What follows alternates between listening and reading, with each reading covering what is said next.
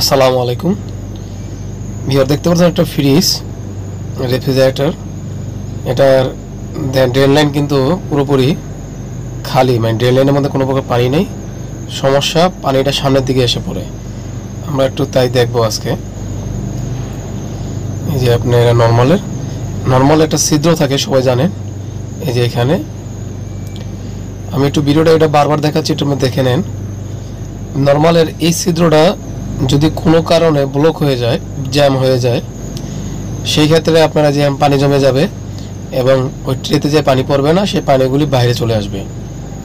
ঠিক আছে, আবার দেখতে পারেন যে ফ্রিজ কি আপনার সোজা আছে না ঢাল কোন দিকে দেওয়া আছে সেটাও দেখবেন। আর যদি এরকম ব্লক থাকে, সেই ক্ষেত্রে আপনারা করবেন ছোট একটা দিয়ে, এই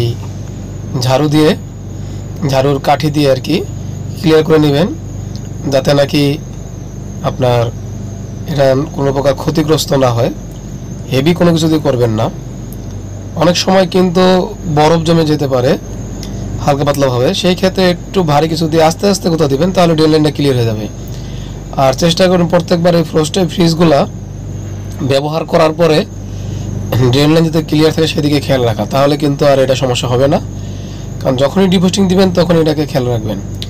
আর যদি ডিফ্রস্টিং না দেন সেই ক্ষেত্রে কথা আলাদা, কারণ ডিফ্রস্টিং দিলে তখন আপনার হাতে সময় থাকে, ফ্রিজ বন্ধ থাকে, আপনার এটা পরিষ্কার করা খুব ইজি হয়ে যায়। আর তারপর যদি কারো কিছু প্রশ্ন থাকে, প্রশ্ন করতে পারেন। সবাইকে অনেক ধন্যবাদ, ভালো থাকবেন, আল্লাহ হাফেজ, আসসালামু আলাইকুম।